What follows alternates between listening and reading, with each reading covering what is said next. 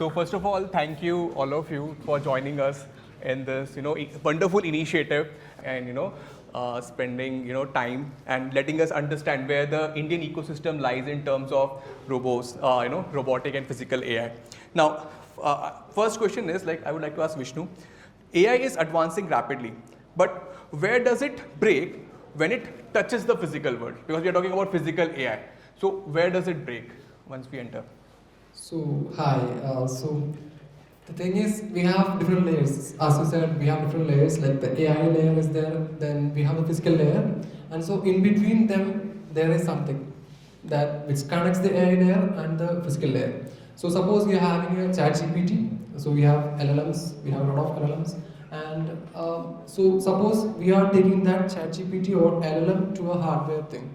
So, we are having an assistant robot. Yes. To help us with some task or maybe anything. And so in terms of AI, the things are tokens, the outputs of the processes, etc. And from the hardware part or the physical part, these are things like voltages and maybe signals, everything. So in between them, there should be something like a very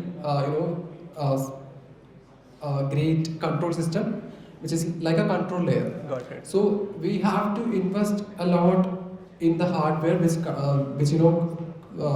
transforms these data into something that's like signals. So so mainly at that part we have this. We are using GPUs. So we are investing a lot of NVIDIA-based GPUs and all. So at that part, a company has to invest a lot, and that's a very critical amount of money that we are spending into that.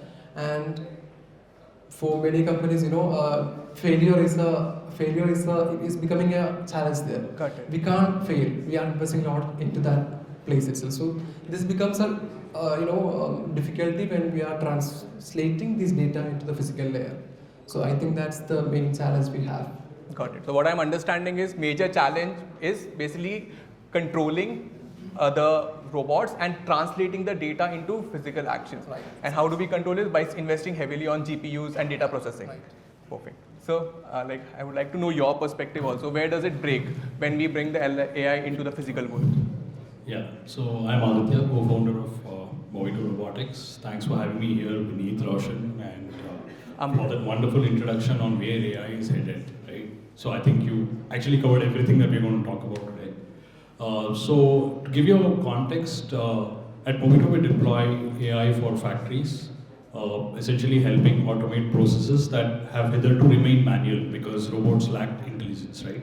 So we work with automotive component manufacturers, automotive OEMs, deploy robots for a lot of processes where they couldn't earlier do so because the robots were not smart enough to perceive the environment, or they lack vision, they lack tactile sensing, and so on. So these are the cases where we have deployed. So most of my inputs would remain curtailed to these domains that where we have deployed. So where do things break? I guess it's vibrating. So where do things, is this better? Yeah, cool. I don't hear myself anymore.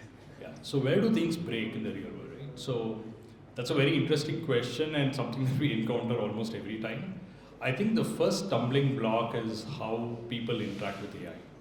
So when you install AI in a factory and when it is still not, it's something that the operators are still not used to. You still have line operators. Things are not 100% automated. You cannot just go out and say, hey, go out everybody, the robots are going to run the show. It's not like that.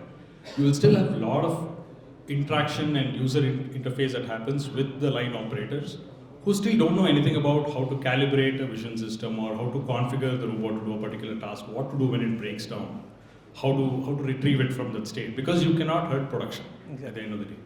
So I think the first stumbling block is how do you fix the operator-user interface so that it's still seamless for the operator to work with the system. So that's where we have seen a lot of things fail. The operator, if he finds it hard, he will just shut the system and do his work manually. He will not bother about turning it on. Okay. This is one thing we have found. The second thing we have found is no matter how much work you do, there are a zillion edge cases that come up. Exactly. Right? So edge cases actually are the real deal. You can easily build a system that covers 80-90% of what he needs to do. but the last 10% is actually what brings value to that line. Otherwise, you cannot make that line unmanned. You will still need a person there to complete that 10%. And Exactly. then you are eroding the value of the whole system. Exactly. So what always comes back to us and hurts us is how do we fix that last 5 microns of accuracy or reliability, or missing that one crack that got away from the system because the vision was not good enough or the lighting was bad. So building robustness into the system so that nothing escapes becomes very crucial. Exactly. So these are the two learnings we have. What I'm understanding is basically there needs to be skilling Yes. of the last mile worker who's operating the systems. Absolutely. And number two is external factors can also impact. Yeah, very much. And how do we control that? Correct. Amazing. Exactly. But sir, I have one more follow-up question. So because Yeah. I was reading that Amazon warehouses these days, right? Like in US and all, they are 100% automated. Like they're operating based on robots. Yeah. Like, what do they have which they have mastered in your opinion? Data. Data. That's it, right? So they have so much data about every item in the world, because I think they absolutely sell almost everything in the world. Exactly. So what they have that others don't have is the value of data, and of course they have a lot of money to invest. Exactly. Right? So they know where this is headed. They have the bank balance to like build large teams around this, invest enough in hardware, invest enough in R&D. But overarchingly, they have enough data for their use case. So one more thing I would like to add, because I was reading about this, that you can create synthetic data using NVIDIA's modules. Because like I was reading that using 10 hours of data, you can synthesize 1,000 hours of data. Like that was the use case they were talking in their CES summit. Correct. So synthetic data is coming into the scene now, but we have not seen it be as good as real world data in every case. Got it. So there are still a lot of cases where you cannot work with just data that you created the system. You need data from the line to get that variation in lighting, to get the variation in part dimension and the rest of the scene, right? So yeah, synthetic data works in some cases, but not in all the cases. So data from, I still believe real world data cannot be replaced so easily. Amazing. So you believe there is a lot of scope for young folks, I see many college folks over here, to get upskilled in robotics field and excel over there? Yeah, of course. I think it's still very nascent where we are, and for everything talked about AI so far, it's still not like one country has won the race, or there's still so much work to be done. It's just starting. So it's just getting started. At least the world of physical AI is very young, and of course there will be a lot of people working on it in the days to come. Amazing. Yatin sir, your 2 pieces on this. Yeah, I think I completely, like point-wise, just completely agree with Aditya, saying that so first part is like human-machine interface, right? That's where most of the system breaks. And the thing is, humans are unpredictable, right? It's like, it's not about that they, like you can train it, you can put a SOPs, but then how you design the layer then so that it is completely error-proof, right? That is where the major challenge lies, right? And most of, like, if you see commercial kitchen robots, right? Like, a lot of people have tried, a lot of companies, like, see restaurant currently, if you see in US, like per hour they pay $35, right? And they sell burger in like $15. So if you just compare, the opportunity is huge, but robots are not able to add value right now because nothing is completely automatable. And how do you build that interface layer so that they will work very well? So a lot of people have tried these robots, and where it fails is like you get untrained operator, the kitchen staff keep coming, leaving, right? So how you build the system so that it is robust to human error, right? That's where majority system is. And other part is that the models right now, the AI model for vision or for the physical system are actually very early stage, right? Like you can assume it as the first version of ChatGPT, right? Like now it is starting to evolve. I think object detection has come to a good accuracy, but that is not typically enough, right? A single object detection, which is like, this is this, right? That has come to a good maturity, but then where multiple objects are involved, they are moving, right? All that has is going through a transition, and it will be like, I think first ChatGPT was to create like to you was you.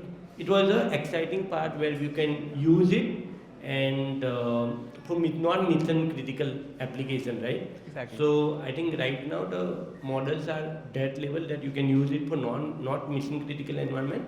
If you are planning to use it for mission critical environment, you have to train it with wide variety of data, and you have to build in your model. Like you have to go in like and build that model for you. Say our case, right? Let's say simple. Let's say potato, right? Now potato can come in wide variety, shape, freshness, and it can go with wide variety of ingredients like X spice or Y spice or Y aromatics. Right now, all that has to be trained, and there is no third-party model which can do it now. So we have to take the pain, train the model, right, continuously. And as you spoke, like reaching 80% seem easy, and then from 80% to 20, like 99%, right, it's super hard because there are so many corner cases, edge cases that you have to work on and get it right. So that's where currently the physical AI lies right now. But I think going to be exciting times because at least for me, what I'm expecting is like how the LLMs evolve quite rapidly, right? This will also evolve as rapidly, hopefully, right? That is, if that happens, then again, a lot of opportunity will get opened up. So I would say the physical AI models right now, like physical AI world is pre-LLM stage right now, right? So before ChatGPT, everyone was talking about language model, and people were building very specific applications like the sentiment analytics, right? All that people were building a lot of vertical system, right? Yes. And at physical world, we are at that, where we are building a lot of vertical system. Got it. And someday this model will evolve and become better, where we'll be able to leverage them. Amazing. So I have one more follow-up question for you. So you have built at Nosh Robotics, you have built a robot chef, basically who can cook biryani for you, or who can cook various food items for you. So you have implemented it and produced it. So my question is, from prototype to production, what actually slows down robotics in India? Like I think so the answer varies, right? So we are building our own robot, which is like our own hardware, right? So for us, obviously, so I think, so what is a core, right? Core is that you have prototype, you do pilot, and users see value there, right?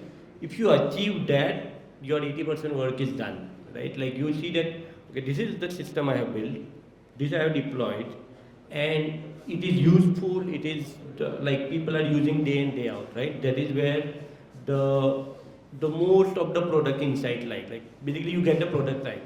After that, always there has been a uphill battle to produce hardware in India, but it has become simpler and simpler going forward, right? So you have to do manufacturing, tooling, vendors are not reliable, etc. But then all this you can tackle, right? What you have to get right is your system or your product you have built is being used, and it is being useful and appreciated by the user, right? Okay. That is where you take majority of iterations and get it right. Once that is right, I think this is effort, but it will fall in place. That is what I believe. So majorly my friends are also building in robotics. What they find difficult is in sourcing raw materials or actuators because they are costly in India, or various other materials. So how do you source, or would give advise a young founder, like how do they should go about sourcing materials and other stuff? Yeah, so actually the sourcing ecosystem has evolved. Obviously nothing comes without cost, right? Like you have to pay for it. So get things from China, visit China multiple times, right? Go to Canton Fair, or build a relationship with China, right? Like if you think that you will do final assembly here, but you think that completely you can rely on India sourcing, it's not going to happen. You have to build good connect with China ecosystem, and that is what going to give you the leverage, right? Secondly, so the classic hardware dilemma is China wants volume, India is unreliable, right? Like Indian vendors are unreliable, they not give in time, right? So give on time, etc. So what we have realized is like obviously China something you can do, you like sometimes you have to take a call and source multiple time, etc. But they are supportive, like you will find prototype kind of vendor also, and which will give you the material. If you are dealing with Indian vendors, the thumb rule is like you give them call where you are in potty. Like that is our rule. Like our sourcing guys say, like, okay, 9 o'clock you give call as a gentle reminder, like where is our thing, where it has been, like okay, when are you going to give us that, right? So that works. Like before he start his day, before he go for the puja, right, at the office, you should call them, right? If that get registered, you'll get the material. If you call at 11 o'clock, nothing is going to happen, because he has planned the day, what he is going to do today, and nothing is going to come out, right? So if you are going to get things done, call before he reach office. Got it. Amazing. So I got an idea. Like basically, China is an important piece. Like, but we can depend on Indian. We can source it from India as well. Yeah, India we have ecosystem, right? Got it. But India you need constant follow up. You need to have people who just sit at the factory, right? You even need that sometimes, right? So it is like what you call, it's a continuous shop follow up will give you result in India. Got it. And that's what we do. So that brings me to the next question, Aditya. Like, because the cost of failure is high, because if you're procuring, as Yatin was saying, if you're ordering from China, you have to order in bulk. So how do you ensure product market fit in robotics, right? Because building a prototype also is going to cost us a lot of money, right? So how do you tackle that high cost of failure, or what are the things we can keep in mind before going for that? So luckily for us, we are not building hardware at the very fundamental level. We work with off-the-shelf robotic arms, which obviously can be repurposed based on the application we're building for. So we don't really encounter this issue of hardware being a huge cost of failure for us. For us, I think the biggest cost of failure would be the time we have spent on that application, right? The opportunity cost itself is a big point of failure for us, right? So if you have spent N months trying to crack a particular problem and we cannot solve it, that loss of time is bigger than anything else for us. It's not the cost of the hardware, because if it's a robotic arm, I can always put it in another application. I really don't have a problem there. So we are not building anything at the actuator or a motor level to say, hey, this hardware has to be rubbished and I cannot reuse it anywhere. So we don't do that. So our premise has been, so we are a software shop actually. We build AI software for existing robotic arms, and like we couple them with cameras and other sensors and give them a layer of intelligence. So that's what we do. So for us, hardware is not a cost of failure. Amazing. So, but I wanted to know, sir, what is the adoption? Because I guess you are directly dealing with the enterprises and putting robots in the assembly line. Correct. So, what is the signal from the Indian markets? Like, are they open? Because I have seen the major use cases will be in assembly line of cars or scooters, or let us say even in the textile industry also, like all these repeatable tasks. So, what are the signals from the market? Are founders or businessmen ready to adopt it? Okay, so I'll put in a few numbers here. I think that will set the context. So India deploys around 8,000 to 9,000 robotic arms a year. That's it. Okay. China deploys around 250,000. So we're way, way behind the curve on adoption. I think it's changing though. I think it's they're realizing that a lot of welders' children don't want to be welders, a lot of carpenters' children don't want to be carpenters. So I guess there is a huge, what we're staring at in the next 15, 20 years is a lot of skills will not have takers. We will not have people coming into those fields to do those same jobs, right? No welder wants his son to be a welder. He want him to be something else, something better, right? So this is what we are seeing as a trend. So Indian manufacturers are now open to it, but there's always this question of ROI. You cannot defeat fundamental economics and deploy a robot. You cannot do it by force. Right? So if you say I'm going to deploy a robot, the first question will be how many years will it break even in? What is my ROI? you cannot wish that away. Exactly. You have to deal with that question and deploy a robot. So like I said, now market is opening up. The wages are getting higher. There is a new labor code. So they don't want to deal with all of these problems. But of course, the companies which adopt it first would be the companies which are larger balance sheet, which are probably global companies. They want to normalize their production standards across their plants across the world, and that's where the first set of robots will come in. Then there are companies which are doing, which are completely export oriented, where they don't want to take chances with their quality, etc. Their customers are forcing them to deploy automated systems. So those will be the first set of players. But I guess by the time it comes to the MSMEs of India, the larger adoption, I think it's going to take some more time, but we will get there. I guess that's the broader signal I see. Got it. And I was recently reading also in Chennai, Tamil Nadu, Kanchipuram. Yeah. In Tamil Nadu, Kanchipuram, they have their first dark factories. It is by Polymer Tech. They are making semiconductors. So it operates without any humans, guys. Like they have cleaners and all, but yeah, the entire assembly line is of machines. It is a dark factory. They don't have lights and everything. They make semiconductor chips. So it was very amazing to listen about that.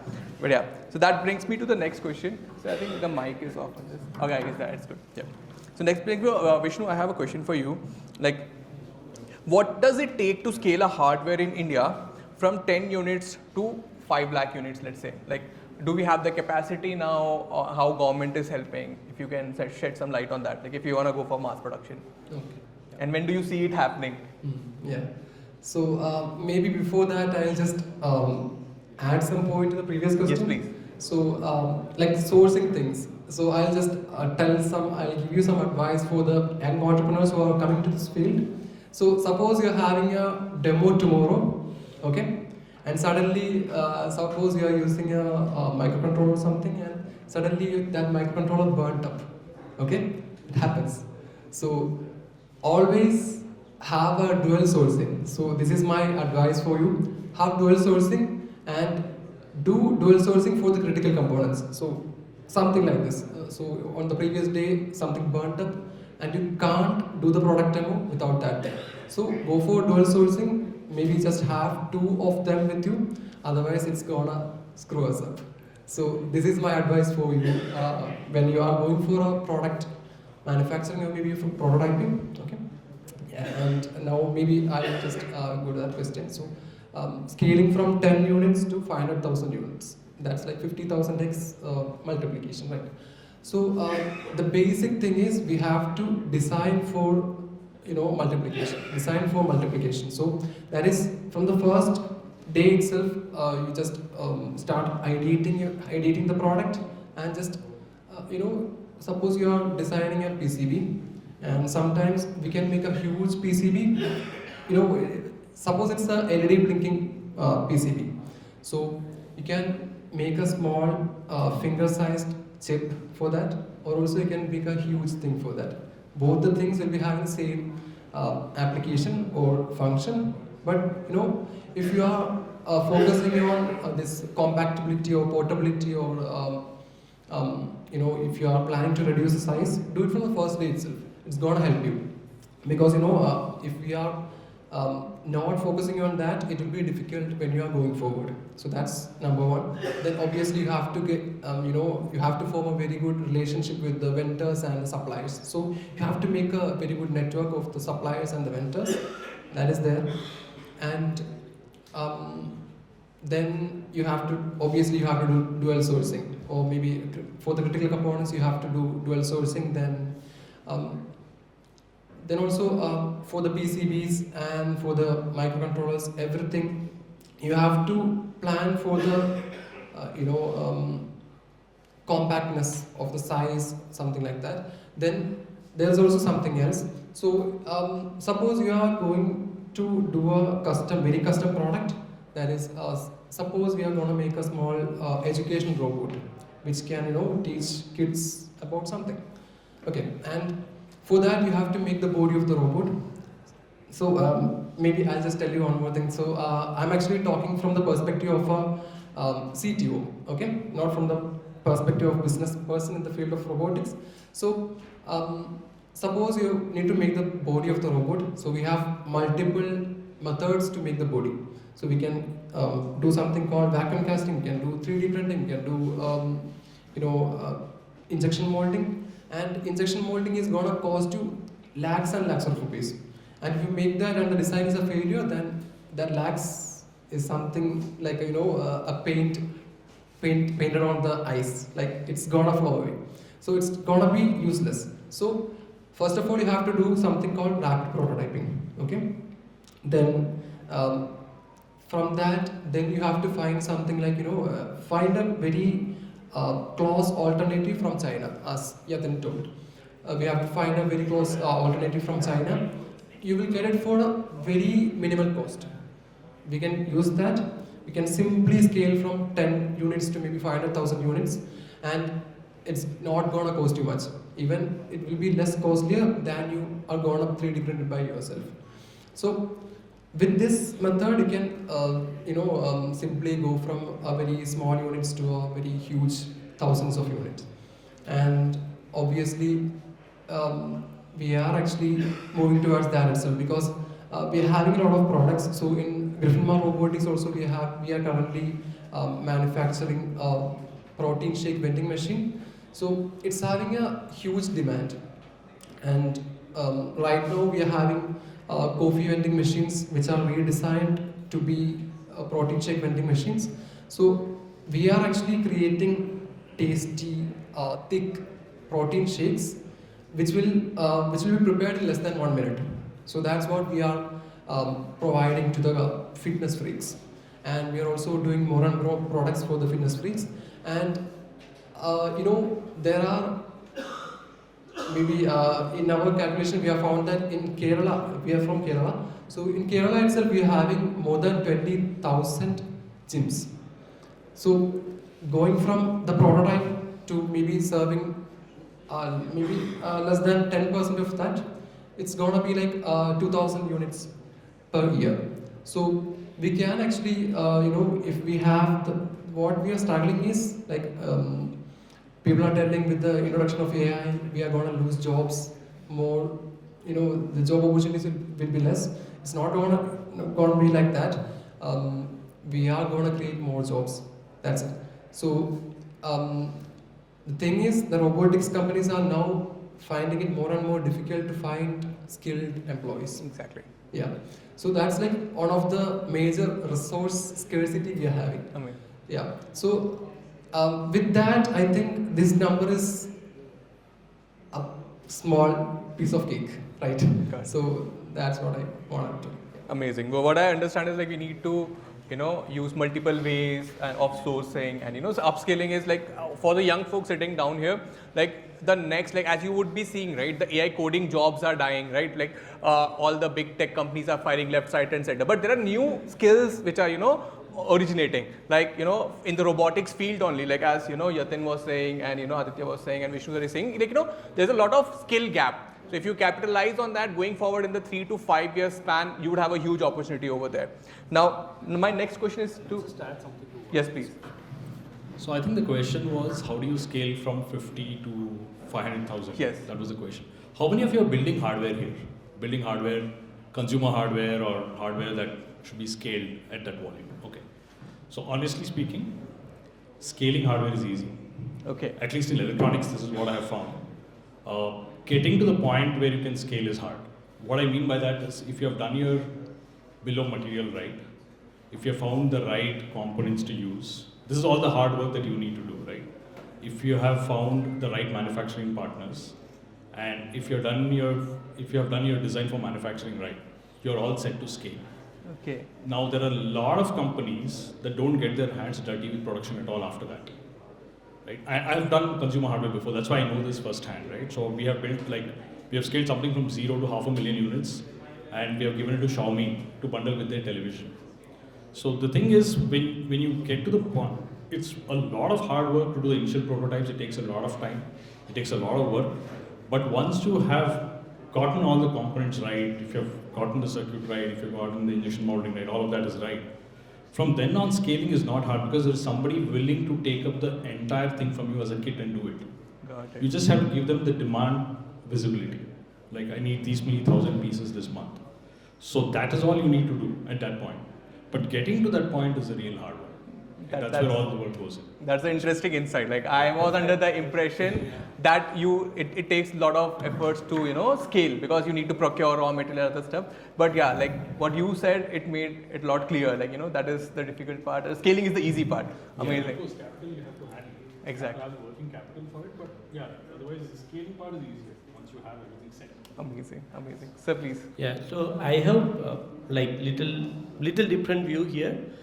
Is that so scaling in terms of production is one part, right? Scaling in terms of demand and product maturity is another part, right? So most of time, I think for a startup, right, when you build for you.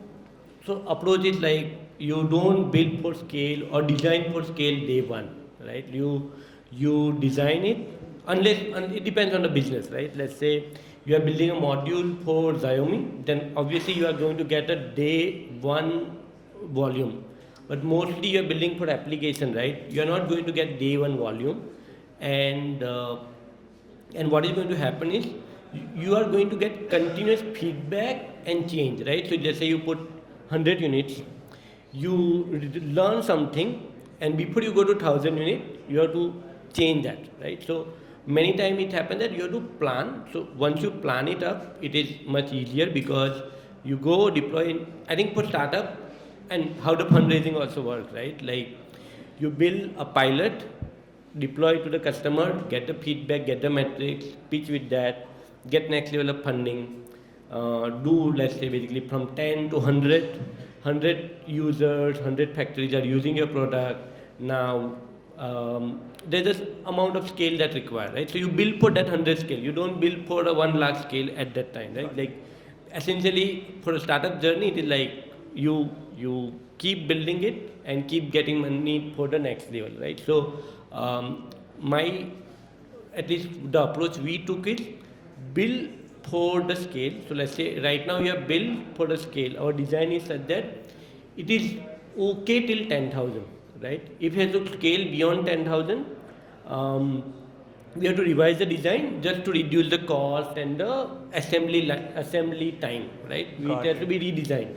But idea is that we have to reach there, right? And we can't reach there by putting a lot of tooling costs from day one, saying that I am going to tool up everything, and then going to then it is like button press and scale. Also, what happens in most of robotics company in India is you build first 100 customers are in India, right? So you are piloting in India, getting feedback in India, making your system stable. The moment you go to like other countries, right? You are going to get feedback. You need to be improved something, and if you have tooled up everything, it doesn't work, right? So you have to plan. So it's about like getting one step at a time. And technology also evolves. Like by the time we are reaching to that level, there might be an easier way of doing it or a faster way of doing it. Yeah, actually that happens, but it doesn't happen as fast in hardware, unfortunately. Okay. Right? Like your technology evolves, the processing power evolves, but other than that, nothing much. Single answer for how do you scale from 10 to 5 lakhs is planning, right? And is it required? Like you do need to do 5 lakh system on day one, or you are going to keep evolving the system is the call you have to take. Great. So I have a follow-up question to you, Yatin. Like if you were starting today, what would you do differently, and how does community like Robo Collective, plays a role into this? Yeah. So on hindsight, right, I would say, so today's world has changed. Unfortunately, not so much in the kitchen robotics, but in robotics in general, right? I think the factory environment, the construction environment, right? All that has become much more like you can build something very much quicker than maybe 6-7 years back, and you can focus on those applications, right? So if you are building on robotics, I would say that so kitchen is very messy environment. It's highly unorganized. You go to like any country. I think people have seen Ratatouille movie, right? And you have seen how the kitchen operates, right? So kitchen is super messy. And though on hindsight, the human think everything is organized, but it is like if robot has to see it, like it is completely messy. So I would say right now the AI or the models are such that you can take a organized environment, be it factory, be it a warehouse, be it a construction site or a mining site, right? Today you can build robot for those applications, and that is where I would focus, right? So instead of going to a cluttered environment, right now organized environment you can build robot much quickly on that environment and focus on that is what I would say. So that brings me to the last question, Aditya. What resources do you refer to stay updated on what is happening and in the robotics field? I think there's a lot of news these days, right? So like you could look at TechCrunch. I mean, I'm not talking about research papers or anything like that. I don't go that deep into the technology side of things. But for me, what is relevant is like what are the tie-ups that are happening, who's building what. At the broad level, I think TechCrunch helps a lot. I think I'm a very frequent reader of TechCrunch. We get all the news. There are some similar magazines like Technology Review and Wired and everything. I guess we have it gives us a good idea about what's being built out there. And I think we still look up to the US being one of the countries where a lot more innovation happens than in India, also because of the risk capital available there. So yeah, at least US there is a lot of flow of information that comes out on what they're building.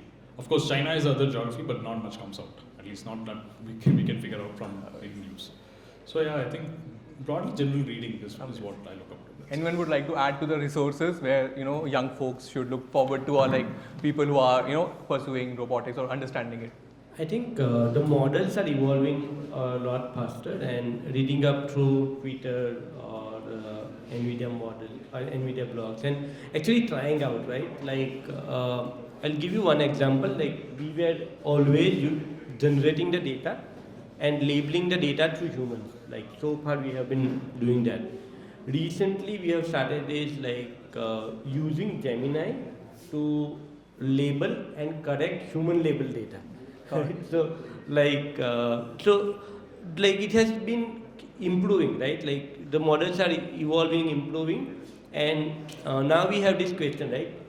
Is this data available on internet? Like this use case, let's say for us, prawns cooking, we could detect through Gemini very well versus any other vegetable cooking, right? Because I think when YouTuber create the video, when it is curled, they were always taking the shot, right? Like, okay, it is done now. So Gemini has learned much better, right? So we were able to use some of the use cases. We were able to use Gemini to label the data. So that is something like that is how you can. I think so. One other thing about the knowledge base is there are a lot of big news, and when you really use it, like it is broken, right? Exactly. So actually it requires that trying out and seeing that it is real or not real, right? There is a lot of hype going around physical AI right now, and you really have to see where it stands currently. Amazing. Vishnu, you would like to add to some resources like? Yeah, so mainly if you ask me, I'm majorly focusing on LinkedIn platforms. So many of my friends say LinkedIn is becoming the next Facebook. So we are getting a lot of junks in LinkedIn, but thing is, we have to follow the right people. So I follow a lot of people, including them. So we get a lot of good and powerful information from LinkedIn itself. If we follow the right people, we'll get the right information from LinkedIn itself. And so maybe I'll just tell you some names to follow to get the proper technical data. So from Kerala itself, we are having someone called Lentin Joseph. He's actually working with different robotics companies from abroad and India as well. So Lentin Joseph, he's one of the person who updates about a lot of information from the tech world, especially from the robotics field. Then you can go for obviously you can go and follow Yatin and Aditya obviously. Then we are having informations coming from different companies like Orangewood Labs. We are having companies like Gen Robotics. So they are actually giving a lot of information. So they are working on socially relevant projects. So they can just see how they are solving the real world struggling problems. So I would say LinkedIn is not just for job hunting; it's also for learning and upskilling yourself. That's what I think.